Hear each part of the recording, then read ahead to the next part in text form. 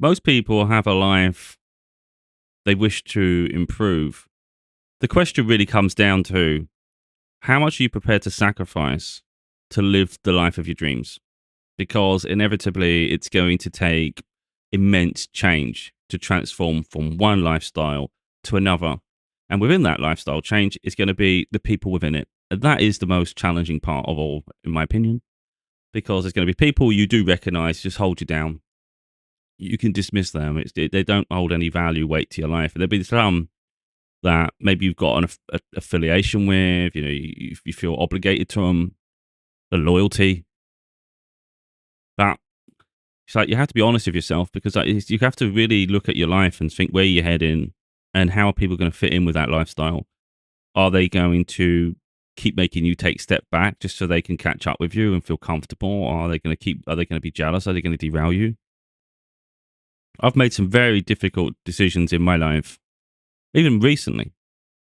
But before that, you start pushing away, wiping away the ones who are quite apparent that they don't add any value. So it's easy to push them ones away. I've had enough of you. But there's a couple maybe a bit closer to home. And it's not so easy, but you need to do it for both benefits, even if they won't understand. So in my life, for instance, I've got my brother and my nephew. I talk about my family members a lot. Like I've spoken about the ones who I consider toxic, the ones who are just like selfish. I'm not going to go into that. I've done a video on it. The two that are a little bit closer are my brother and my nephew. I've been a big part of my nephew's life since he was young. I used to go and take him to the woods, take him to the park. My brother didn't really like being proactive with things like that. So I used to take him before I had my daughter. All those things. And then life gets in the way and they go on their own, they get derailed and all sorts of things, So for a lot of life, you take a personal responsibility to them. But eventually you have to take ownership of your life and let them take ownership of theirs. Now he's in his early 20s. Again, you try to give people the benefit of the doubt. So in that sense, it's not so personal, but you have to draw a line somewhere. So like we share similar humor, similar personalities in some ways, yet we have different interests. And when I look at where I'm going, it's not where they're going to be comfortable. It's just not. I'm a high achiever. I have high ambitions. I have high standards in my life. And I've tried to help them see things from a different perspective. And sometimes they heed the advice and they make constructive decisions, things that you can see and they're actively improving their life. But then they derail themselves and keep taking steps backwards. They fall into toxic tendencies, habits, vices, even people. And it's like constant steps back. And it's like, you're not learning. You're people pleasing and you're just falling into your comfort zone. And it's not helping you evolve and transition away from the life that's been mediocre up until now. It's like, if you want to live the life of your dreams, it's going to take an immense sacrifice to achieve it. And I recognize those closest to me, they're not prepared to sacrifice like I am. So when the question comes, what are you prepared to sacrifice to live the life of your dreams? It's everything. Everything. When you think of life of your dreams, it's not about wealth. I think the problem is some people maybe attune it to wealth, and I think that's not necessarily the truth. Now, yeah, wealth would be nice, of course. When you think of life of your dreams, of course, you'd love to have wealth, but it goes beyond that. Even just the simple things like where you see yourself, the relationships you're in, the places you go, your activities, and day-to-day life. It's like when you think of the life of your dreams, what does it look like? It looks to me like I feel comfortable with people. We've got a similar attitude to life. We have a deep respect of ourselves. So it means even your daily activities, it should be connected, really. It should just feel like natural. It shouldn't feel like you're battling in different directions. For instance, I'm not someone who abuses myself. For instance, I don't take drugs. Never took drugs in my life. Never smoked cigarettes or had vaped or any of that shit. And I don't drink alcohol. Now, I don't mind the odd beer or something. I don't go out my way to have one. And it could be like I could go years without having one, or I could go like enjoy it in the summer just occasionally. But I'm not someone who goes to a function or something just to drink shitloads. It's just rare. But I don't mind. So it's not like I'm anti-alcohol altogether. So I'm not like, but you know what I mean. So there's boundaries. Whereas even those closest to me, they take drugs, they smoke, they vape, and they drink a lot. And it's like, okay, we might share similar humor, but our lifestyle is completely different. You know, even just in that sense, it's like, I don't want to be around people that do all that shit, you know? So effectively, let's say you travel, you go on holiday, or you relocate. The problem is you've still, like, even if you get along, it's like you're just living different worlds, though. It's different timelines. It's We're not the same. We're not the same, and I recognize it. I've acknowledged it. I've looked at people, and I'm like, this isn't for me. Um, so when I think of the life of my dreams, it's going to be around people who have a similar value to their life. So again, it's a reflection. We reflect upon those around us and think, how much of this am I prepared to give up to actually be happy and live a life that I feel genuinely blessed to have and feels natural. And it's everybody in my life right now, you know? I've said it in my previous video. The only people I'm interested in right now, my mum and my daughter. We all have similar values. We have, you know, a similar outlook on life. Now, we're going to have different tendencies somewhere. I'm not asking someone to be a mirror of me. But that's just important that I've recognized that now. And of course, it makes it a lot easier going forward. Makes it incredibly lonely as well. But it's like, again, I'm more interested in in living the life of my dreams. It's not going to be a minimized version of my dreams to sacrifice to have other people come on that journey. It's like, no, this isn't like a knee-jerk reaction here. I've been on my healing journey since about 2020. Like a huge transition happened, like was happening before that. But 2020 was the real catalyst for that. It was like a real investment in myself. And really, that's where the books all started. The first one was 2019. But it was from there, that reflection upon, like, you know what? You've just done something quite remarkable. And I saw a talent in myself that maybe had been hidden. And then from there, it just sparked this immense light within myself to realize I can achieve far more than I've ever been. I thought possible, you know? It's almost like my light's been dimmed most of my life. And it ignited. And it's like, I'm not prepared to dim it. I'm not allowing that light to fade. So all of a sudden, it opened up other thought, and then it's like I've just been healing and self-development, and I've been sharing that journey quite publicly. And again, so the point is, those closest to me have been aware of that journey the whole way through, and they could have invested in themselves, and then they'd be coming on the journey too. You know, so effectively, people have to be hold themselves accountable too. You know, some people might get vengeful and they might feel like, you know, you're being spiteful and all these things. It's like, but you didn't heal. You didn't do, you just keep taking the easy ways out. There's no amount of barter that's going to change what's happened here. You chose to have a minimal life. Now you've got to live with it. So let's say some people, maybe they get regretful. Maybe they think, you know what, well, I can change. I can get there. I can get there. But it's like, but you're not there. But you're not, you know? And the problem is I rapidly ascend all the time. So I would naturally, if someone's not ready now, realistically, I've slowed myself in periods on purpose. So if someone's not ready now, it's unlikely they ever will be because I'm too fast. Everyone's shown around me, everyone's shown me how slow they are and how they keep tumbling backwards all the time. And I'm just rapidly going forward. So how can they keep up? How could they catch up? I've tried to allow them to catch up in my life, you know? Because I want to give people opportunity. I want to help them. I want to help them grow. But it's like, you know what? You didn't want to invest in yourself. So you're going to have to just stay where you're at now. And it's going to be surrounded by people who literally take you for granted, keep you in a stage of stagnation to validate their own lives. That's what people do in general. If you actually start looking and you're actually transparent with yourself and you look at your life and you look at everybody around you, you'll see an awful lot of toxicity. Where people they don't invest in people. They rarely cheer them on. So there's a lack of support. Often it's a comfort zone thing. So people just keep you where they find you comfortable and it's not a challenge to their ego. That's what it comes down to a lot. And again, if you're thinking about the life of your dreams, is that the sort of people you want in your life? Is that the sort of lifestyle you want? No, that's not what I want. That's not what I want at all. And then you step forward quite profoundly.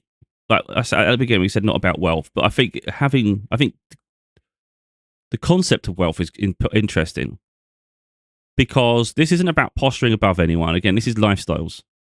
If you picture the life of your dreams, see, the life of my dreams is going to be different to someone else's life of their dreams.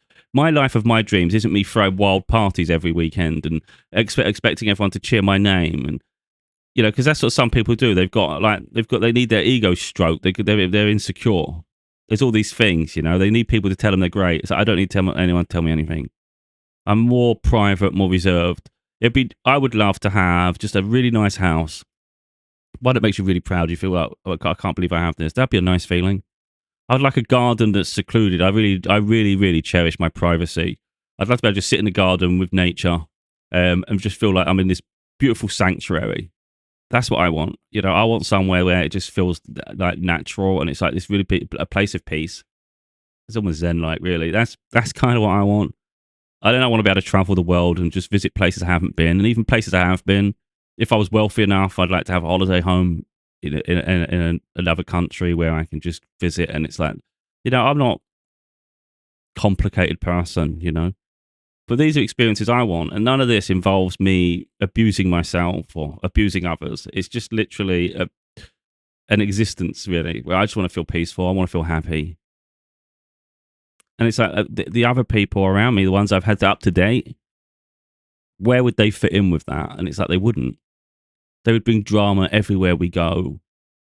They'd be jealous of everything I achieve, because everybody's shown me they don't support me when I'm growing, when I'm ascending, when I'm trying to strive for something. None of them have supported that journey. So what's going to happen when I get to the top of my mountain and I am successful? Well, if you didn't support me when I was growing, that was sabotaging. Whether you subconscious or consciously deciding that you're trying to sabotage my growth, you don't want me to get to the top. So which means you wouldn't be able to handle it if I got there. That's fine. You live your path. I'm going to live my path now. So the way I see it sometimes is I think of things like tornadoes. So if you think of like people who are not part of your journey, they've got a lot to learn. There's an awful lot of growth to be had. It's not about being overly critical of people, because it's easy to say that, like someone in their early 20s, mid 20s, there's an expectation because I'm on my journey. We'll make mistakes at younger age. Just like maybe but the fact is, it shouldn't be about being in my shadow, is it? It's about living your life and fulfilling your purpose. It's going to be about you fulfilling whatever you've got to do. You don't have to attach yourself to me to achieve anything. You do your own thing and make yourself proud, But I think of people like tornadoes. So is someone more like a flower, like blossoms like a flower, like someone that's really, it's a beautiful attachment to your life, like, it's beneficial in a positive way? Or is it a tornado that just comes and wrecks everything? And when you think of it, you think of each individual and you just think, that's a tornado, that's a tornado, that's a tornado. Why would I want a tornado around me? The reality is, when you start trying to strive for the life of your dreams, there's going to come an incredible isolated period where you'll feel lonely. You feel so detached from everything you know. It's not a nice feeling. It's not. I can handle isolation and loneliness, but even this gets a bit unbearable for me. But there is an awareness that even if I was to lower my standards, I would feel even lonelier. It's a bit like, I know some people like to travel on their own. I've got no interest in all that shit. In all honesty, it wouldn't interest me. I don't need to take myself on holiday. If I want to have experiences with the right people. So if you go on holiday, for instance, let's say you think, I just really need a holiday, and you're prepared to just lower your standards to go with someone else, and they're not got the same lifestyle, so something. The problem is, you go on holiday and you'll feel just as lonely there as you do at home. Because you've got different values. You want different things from the experience, so you just feel detached from them anyway. It's just going to make you feel even lonelier, really. So it's about having a strong willpower to fight for what it is you want in your life. So the reason I'm doing this video is to just raise awareness of that. So if anyone ever tries to outlive their circumstance, they want to shine, they want to evolve. It's just, I think me talking on how I perceive things and the experiences I'm having, I think hopefully will help people see it within themselves that it's normal to push people away. It's normal to lose people, It's a reflection of the circumstance. It's literally I see it as the in-between period. It's like you've lost what you had, which wasn't particularly great anyway. And you haven't received what you're due to get. So you're in this in-between period where it feels strange. It feels incredibly strange. But I think that's where it tests you the most anyway. Do you continue detaching people who are not really going on your journey with you? Or do you go back into a comfort zone that sabotages your growth? That's really for everybody to decide for themselves. Like I say, there'll always be accusations one way or another, If you don't fulfill your dreams and you had high ambitions, maybe people would just accuse you of never finishing anything. You never achieved it. Oh, look at, will be someone, but it's like, who cares what people think? But also, when you go after your dreams and you let people go who never supported your journey, they'll start thinking you're arrogant, you think too much of yourself. Look at them. It's like, again, it doesn't matter. They're just projecting. They're projecting their misery and lack of growth, you know. It's like, you do you. You do you. Because the thing is, with my life, I talk about certain things really as education tools to help other people, to inspire their growth. But once I'm at the top of my mountain and I'm living the life of my dreams, I'm not even going to be thinking of the past. I've already learnt from it. I don't actively have to go deep into it because I've already learnt from it. It was the catalyst for my change. So once I'm there, if people think they're that important in my life, for instance, that once I'm traveling and once I have the night, like the life I want, I'm around the people I truly feel blessed to have in my life. If people from the past think for a moment that I'm going to be dwelling on their existence, they're a bit deluded, because I'll be too busy just living my life. And again, these people will come up with all sorts of stories, won't they? It's obvious. You know, they'll make it sound like you're not as happy as you say, as he looks and all that. Again, that's just validating their misery. If you're living the life of your dreams, why wouldn't you be happy? It doesn't make sense. Now, there is something I have said in the past about something like that, because I think it's important. It's like if you were still healing, like I've healed a lot, so I'm not really in that transition so much, but I know what it was like. If my life had changed 2 years ago, 3 years ago, and you thrust me into a beautiful life, everything I dreamed of, there would have been a period within that where I still wouldn't have been happy because I'm still processing the trauma. So it's about being easy on yourself as well. So if you're in early stages or mid stages of a healing journey, and there's times when you still have a little bit of a breakdown, you're still processing experiences, your emotions. It's natural. It's natural to just not be able to truly enjoy the new life, because it's like your mind and body are not quite ready for it yet, and it's fine. You know, you just got to keep processing and healing. Because I know that's what would have happened with me. There would have been a period. Let's say I had the life of my dreams, even the perfect partner. Because of the trauma I've been through my daughter and the separation and everything that goes on with that, if it 2 or 3 years ago, that would have still been on my mind all the time. So you'd want to be happy in the moment, you know. You're in a relationship with someone you truly love. You'd want to smile at them every day, you know. You'd want to be just happy because they're happy. I don't want to bring you down. But yeah, I would have been sad at times too, though, because I'd be thinking about, like, okay, I'm living this life, but what about her? Like, you know, and she's suffering and all these things. But she's getting older now, and our freedom is getting closer and closer, you know. So I don't dwell now. It's just more focused on the future and building. So now, if I'm given the opportunity, there won't be this negative dwelling, and I think that's just an important part of the process too. But like I say, I don't feel guilty in any way towards anything. I don't feel obligated, because I know at the end of the day, it's my life. I'm not responsible for someone else's life. Everyone's responsible for their own. So if decisions are made as a consequence of other people's behavior and the way they treat themselves and all those things, then they have to take accountability in their own lives and recognize their faults as well, you know. And again, it doesn't even have to go that deep.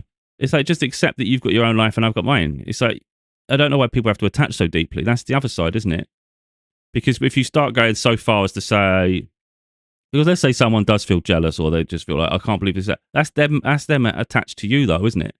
Like, why have you got to stay attached to me? Because on the one hand, you could look at the areas of growth you could do to stay in my life. Like, you should have done this, could have done that, blah, blah, blah. If some couldas, you know, it's like, but ultimately, though, you should be the star of your life. Don't worry about so much about what I'm doing or where you fit into that in my life. Focus on your own. So, okay, maybe the door closes on my life with them in it. Well, uplift your own life and be the star. You still could achieve an awful lot, but you're going to have to invest in yourself in the same way I have. Again, people just want to take shortcuts all the time. And that's what I've noticed with people, like, especially in my life. The ones that, like I said, the ones that are maybe not as toxic, but they still got growth and they keep relapsing. It's because deep down, they know if they attach to you, they can see the progress you're making. They know they know I'm intelligent enough to see things through. They know how determined I am. So they can make bad decisions here and there, because ultimately when I'm successful, they can jump on that train. So they can keep messing about. And it's like, they're going to see for themselves that isn't actually a valid option, and it never was. You was either coming where I'm going, or you're going to get left behind, and you need to get on with your own life at that point. You know, I'm not interested in keep bringing people into my life who just keep bringing it down. It's like, there's no point. Add to that, when people get to a certain age, you can judge them a little bit more on the value they bring to your life. 6 books I've got, and I've said in another video, the only family member bought my books is my mum. So even younger members of the family, at some point you're thinking, yeah, of course they're too young. Then they start getting jobs, and then maybe they've been of a working age for a few years now. Let's say 3 years. It's like, okay, well, at that point you could have bought one book and supported me. I can judge you for that. That's fair. But younger, of course not. But once you get there, there's an awareness that you didn't even bother, and you knew how hard I've been trying to build my life and try to change it. And that's where I'm holding a lot of people accountable. So even if you shed away all the other parts where our lifestyles are just different, if you shed away all that, it's the investment in the journey. It's like if you get to the top of the mountain, people want to jump on the bandwagon because it's an easy access, you know. Again, it's the shortcuts. But yet, they didn't even invest even a little bit in that journey. So what makes them think they deserve to come? You know, my life's been hard enough as it is, and it's been even harder because people haven't even bothered, you know? So it's fine. I'm self-made. I'll be self-made success. And I say, it takes tough decisions along the way, and there'll be people who keep trying to come back, and it's like, they're going to realize with me, it's a no-go. Because I made it clear with people, I actually made it clear with people a long time ago that, you know, at some point my life is going to change. And if people are not ready when I do, then I'm going to have to leave them behind, because I'm not going to stagnate my life just to keep other people comfortable. I'm not waiting. I'm not slowing it down. So if an opportunity comes, for instance, a big opportunity comes, if they think I'm going to pause activities and pause progress because they're not ready, because they think, oh, you know what, give me, if in a year's time, I'm sure I'll have everything. So that's not my job. That's your life. You've had plenty of time. Plenty of time. People just don't listen. People just don't listen, and it's their own problem. Like my nephew, you go for all these things I just said, but he also makes terrible decisions, and he just doesn't learn. And when you recognise that, you're like, at some point, you now have to take acknowledgement of your life, and it's not for me to help anymore. It really isn't. Recently, I spoke to my mum, and my brother was there, his dad, at her house, and I was on the phone to my mum, and he said, "Oh, you call him, get him to call him because he listens to him." I said, I'm not calling. It's not my business. I've given enough of my time to try to help, and they don't listen. For instance, he was out of work for a while, my nephew, and I told him when he got this job, I said, like, this is things I've learned in myself. I said, just save your first pay packet. When you get paid, just save it. Try and get £1,000 saved in your bank account. You've got a safety net then. And then after that, you can spend what you want. But you've always got £1,000 saved. You've got a blank. That's your zero. So don't even go into it. It's literally your safety net. And instead, first pay packet, spent it on a big TV he didn't even need. He already had a nice TV, like a nice TV, and it's like, and then he's gone and bought. That wasn't even that old. Like my telly's 2017. I think mine's about 8 years old or something stupid. I think the backlight's going. But you know what I mean? Like if I replace my telly, it's because it needs replacing. But even then, I want £1,000 saved in my bank account first. Then I can start looking at upgrades. Do you know what I mean? So he did that. Then the next pay packet wasted on something else. Kept getting takeaways as well. And then because he vapes and does all the smoking shit, he's got a bit of an issue with his lungs. So he then had a relapse with his lungs. So he had to have a doctor. Doctor said he needs 3 weeks off work. Now, he'd only just started this job, by the way. He was on a 3-month probation period. It was forklift, and he hadn't had any forklift experience. Now, I had an interview with these people, and they were really impressed with me. They wanted to fast track me onto a different forklift, and I was going to be on higher pay. And they spoke to me slightly about him, and they just said a bit worried because his lack of experience. And I just said, well, it's better that he starts careful than make mistakes, because then it sets him back. And they go, oh, yeah, growth's important. But I could tell within that conversation they were nervous that he didn't have the experience they thought he had when they hired him. I ultimately didn't take that job because it didn't seem the best of environments to me personally. I know toxic environments. I get bad vibes. I didn't like it. But anyway, so he's already in a job that maybe he's not experienced enough for. You're in the early stages of it, and you already didn't listen to me. You didn't listen to me. And then he's got 3 weeks to he's got to sort out a hospital appointment to find out exactly what's wrong with his lungs. Instead of doing all that, he spent the 3 weeks playing on his PlayStation. I know, because the PlayStation thing kept popping up whenever I was on my PlayStation. And every time I logged into my PlayStation, it was already active. And I thought, well, he must be on it all the time, right? So anyway, I've removed him from my I've removed everybody from any platforms now. I've removed everybody. I don't want people having little insights into my life anymore. It's like, I don't need to see what you're doing. You don't need to see what I'm doing. I'm just going on my own path now. It's just too much. Now, in some ways, that's none of my business, but it's a reflection of where people are in their journey. It's like there's so much unaccountability. Literally, there was 2 times where my brother was going to doctors and he said he was going to join because they relocated. He relocated up a few months before, or a month or so before that. And he still hadn't got a new doctors. So he didn't even make the appointment. So then he's gone back into work, by all accounts, from what I'm hearing. He went back into work, but he took something to try to take away, I don't know, to help him, but it makes you drowsy. You're operating a forklift. So when you have that return to work, he's told them he's just took this to help him, and they've said, well, you have to go home because that's just going to make you drowsy. The problem is, again, these are one of the things I've tried to tell him this before as well. Whenever you're ill, do not go back until you're well, because if you're off again, that's another instance of absence. And a lot of companies, 3 absences, if in a set period, you're going to get sacked. So if you take 2 stupidly right next to each other like that, that's really dense. Right? And that's what he did. And then there was another time he did it, he was off, and apparently they just sacked him.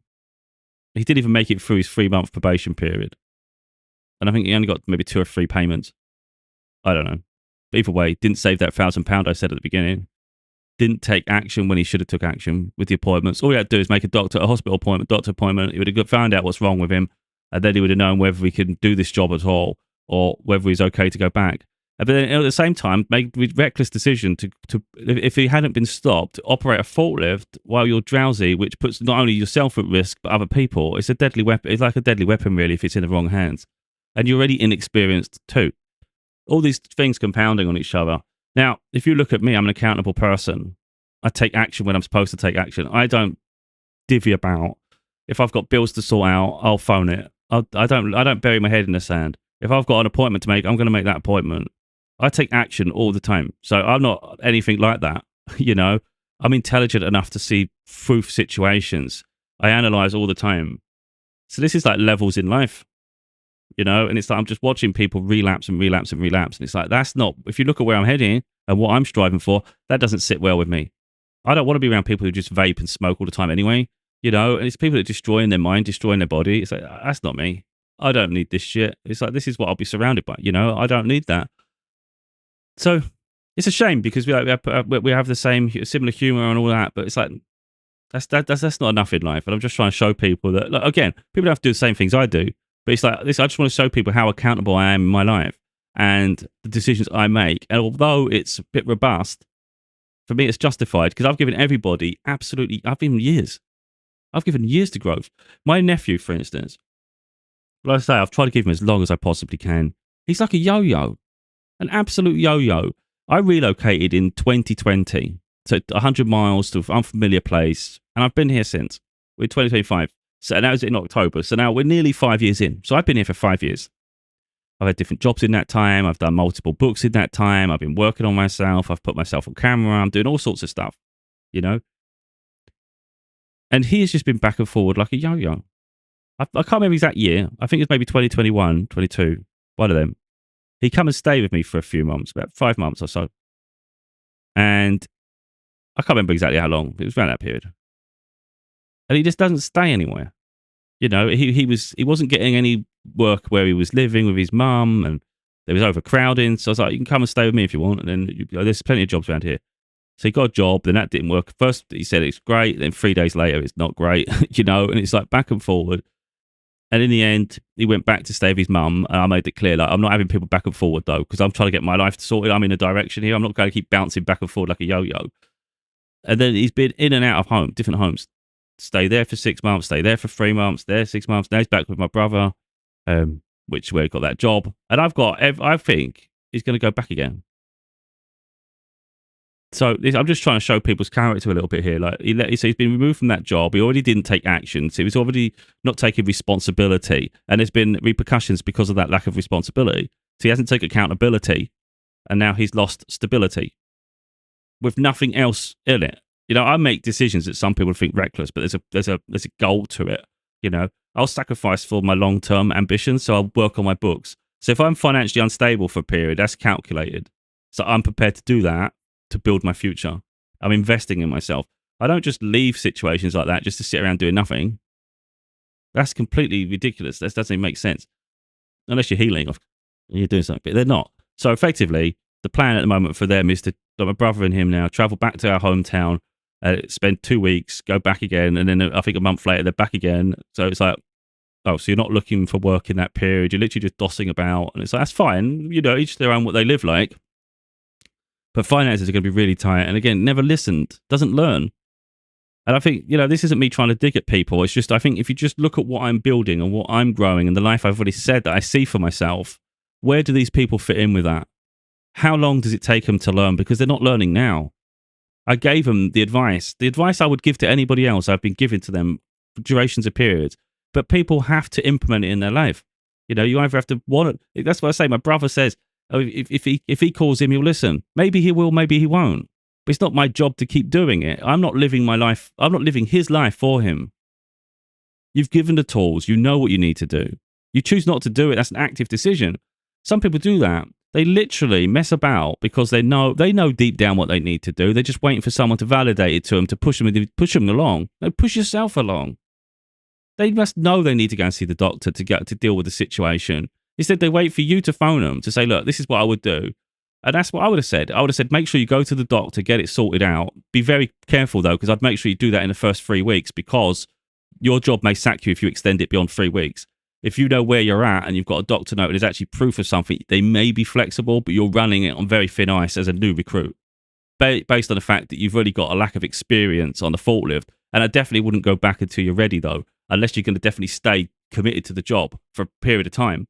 Because every time you're off is going to be a count of an absence, and that will eventually get you sacked. And I said all those things to my mum in private. I said they will, and she goes, no, because it's the law. It's the law. If he's got his doctor note. I said that doesn't make a difference. Employment law in the UK is they can sack you for any reason within the first 2 years. As long as they don't give you a reason.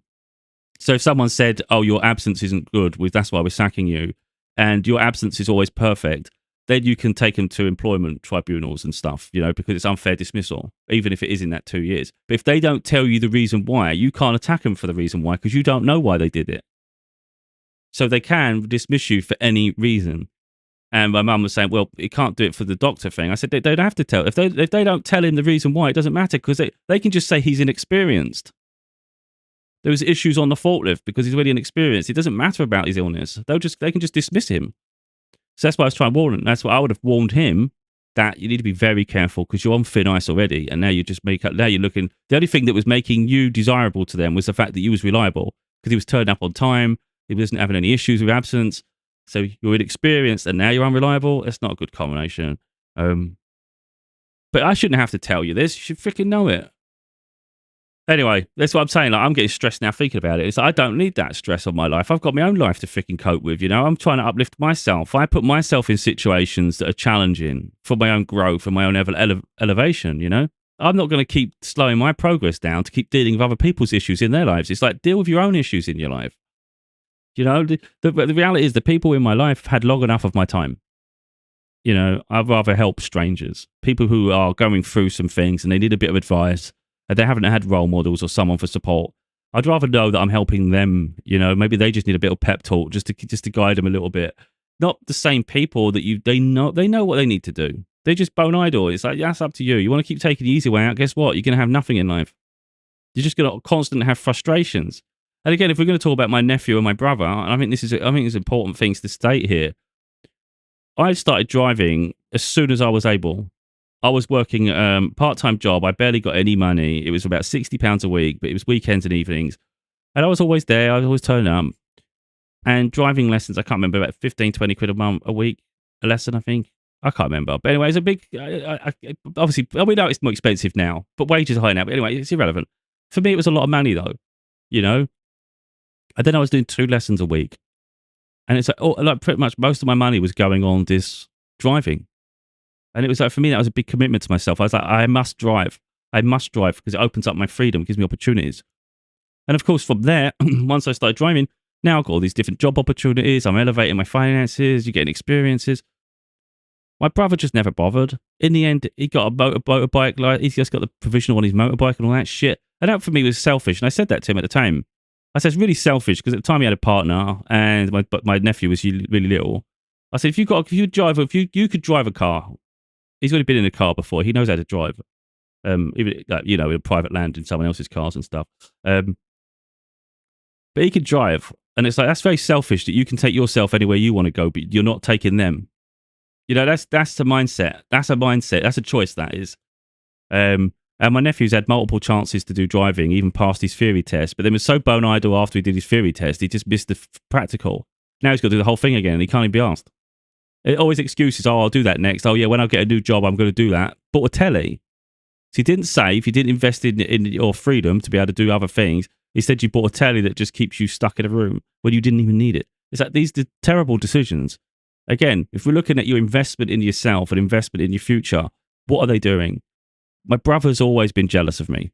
He's always been jealous. He always had digs growing up, like little things here and there. So I know deep down there's a jealousy within him. There's a love between us. I don't want to get that misconstrued, but he's always jealous. So when I'm successful, I just know he's going to be jealous as shit. I don't need that around me, you know? You want people to just uplift you and you uplift them. You're on a similar trajectory in life. I can't have this back and forth shit. And I think it's really important to explain that because then people might reflect in their own lives. So this isn't me trying to truly dig at people, but it's a reflection of where people are in their life and like, are they on the same level and are they going where you're going? And it's quite evident to me so far on that they're no further on than when they were back at the beginning. That's the tragic part. You know, you think they're learning. Okay, they're going to, like when my nephew relocated to my brother, for instance, it's like, right, he's now committed. He's going to stay somewhere stable. It's great. And then he's going to start building a new footing. All of a sudden, he's elevating. That's great. And he said he's going to do driving lessons. You're thinking, okay, better now than never. And then it's just relapse. It's like, my God, the domino effect. It's crazy to me. And I just don't understand why people keep vaping and smoking anyway, because they deteriorate. They're making their lungs collapse and all sorts of shit. And that's what he's had. And he's only young. It's like, my God, you don't learn your lessons. None of you do. Because you all want the easy way out. You want to make excuses as to why you can't get out of that situation. Anyone, absolutely anyone can change their life and circumstances. But how much are you prepared to sacrifice to change your life? That's the question. I've already stated I'm prepared to sacrifice everything. What I had wasn't that great. And it wasn't. I mean, I'm pretty great. You know, but that's me acknowledging me, though, you know. I'm great. I love who I am. There's no point me trying to diminish myself, and that's what people do a lot. They dim their light to make others comfortable. I could sit here and go, oh, I'm not really. I know how great I am, believe me. I don't see the point of dimming myself. I'm not gonna. And I see the vulnerabilities, the inadequacies in so many people that have been in my life up until now, and it's like, that's not for me. So although there is maybe love there and there's a connection there, it's like, it's not enough. It's not enough. You've had so long to come on my journey. And I'm not having anyone sabotage it. Never in your life am I having anyone sabotage it. So like, for instance, let's say I meet the love of my life and I'm in a relationship and I'm truly happy. Let's say career opportunities expand. Let's say my finances expand. Let's say I start traveling. I don't want any toxic shit around me. You know, I just want to be able to enjoy it without any jealousy, without anyone sabotaging. You just want an investment in the journey of those who are ready to invest in each other. So for me personally, my circle's small and it'll stay small. Whoever I'm in a relationship with, my daughter, my mum, and if the person in a relationship has children, then fine. If they're close to their family, then fine. You know, I'm not going to make people distant from their own families. I've separated from mine because I recognize the toxicity. Hopefully, if they've got their family around them, they're nice family members, you know, that's not really my business on that side, is it? But it's up to me to be accountable on my side of my life. And then, you know, that's the life I'd rather build. An investment in self. Even if I have to go through this whole life just alone and I don't get that fairy tale, I don't really care. It's like I'm still going to invest in myself and I'm not having anyone derail my progress. Because like I said, you spend time around the wrong people, you feel like a stranger anyway. You know, when I go on holiday, I don't like to just sit around the pool all the time. I don't just like drinking. I know some people, they're like, oh, this is my break from life. It's like, you get a break like that anyway. You don't have to freaking travel abroad to do that. I'd rather see the culture. I'd rather go on like the coach trips or the road trips, you know, hire the car. And I've done that in the past. I've hired the car and I've done the coach trips. I truly enjoy myself when I'm out and about doing those things. That's what I want to do. You know, I don't want to sit around the bar and act like a prat and just sit around the pool, just becoming a freaking rotisserie chicken. That's not me. So like me going on holiday, if people don't want to do that, for me, that's suffocating. So, we all want our own things, of course. But I think building your own community and building your own life, I think is just really important. Again, it's going to take sacrifice. So people will judge me one way or another, fairly or unfairly. I'm not going to say it's always going to be unfair, because sometimes maybe it is fairly. Maybe sometimes I'm going to have to be selfish. And maybe there's like borderline decisions where maybe you could have been a bit more compassionate. But ultimately, I'm responsible for my life and what I want from it. And the sacrifices I'm prepared to make are going to be individual to me. And, I have to bear the consequences just like everybody else. I just want people to see that in themselves, really, is that, what are you prepared to sacrifice to achieve your dreams? And, and it's like, eventually, it's like, don't feel guilty for investing in yourself. Because when it comes down to it, you think, if you're not going to invest in yourself, who will? Because I've already seen in my life, no one apart from my mum. Yeah.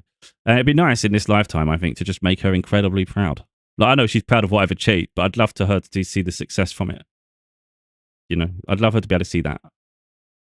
Because, I think I should have seen the success by now, to be totally honest. But, it'd be nice for her to see, I think, something at the end of the tunnel. Yeah. But either way, if it's takes a long time to life to change, then it takes a long time. If it's swift, it's swift. I mean, it feels like it's took forever, to be honest, at this point. And it does feel like a battle. It feels like a never-ending story. But there is little things. You do recognize in your growth, you do recognize things. Like, I thought yesterday, even just yesterday, I just thought, to be totally honest, yeah, I can understand how the breakthrough hadn't come, because if the breakthrough had come sooner, I'd have been held back and potentially sabotaged by those closest to me who were jealous. But by cutting them off, I'm actually freeing myself now to truly appreciate and enjoy what's to come. And I think that was an incredible breakthrough. So although people might see it as selfish, it was actually, in my opinion, potentially the catalyst for the breakthrough. Because you've got to get rid of the dead wood. You've got to cut it all off and free yourself to literally be absolutely free to move forward in life. So, like I say, people will attach and they'll make excuses. But, when you've seen enough excuses in your life, it's like, enough's enough, Like I say, people can judge me each way as well, because again, we're all the stars of our lives. I think the reality is, though, the difference is I don't attach myself to people or chase them around. I'm too busy being my own star. And I think most other people, they dim their star and they attach themselves to other people because they see it as easier. And then they take exception when they get left behind. But it's like, you're only left behind from you're only left behind from me. You still have you. You invest in yourself, you can shine too. And then you pave your own path. It's like, that's what it's all about, though, isn't it? But people get bent out of shape because they're not coming on your journey. But it's like, what's so fascinating about my journey? You focus on yours. There's no, what I mean? So even if you get left behind or judge this, judge that, it's like, what does it matter, though? Take ownership of your life. Take accountability today. So you want to keep making easy options and take an easy way out and distract yourself. It's like, you're going to bear the consequences of that life, aren't you? And again, but I'm not going to keep doing this pep talk shit. I've given this enough with people in my life. Believe me, and I've done so many videos and books on all this stuff, I try to inspire people, but they have to start inspiring themselves. I can't just keep doing it for them. So anyway, if anyone sees me successful in the future, the reason I do these videos as well is to show how I got there. It's important because then you can see the sacrifices that do get made. It's not just that easy. You have to always make decisions in your life. And it is accountability. Eventually, it's respecting yourself, isn't it? I want to live the life of my dreams. And I deserve to live the life of my dreams. And when I think about the life of my dreams, most of the people that have been in my life up until now, they're not in that image. That's okay.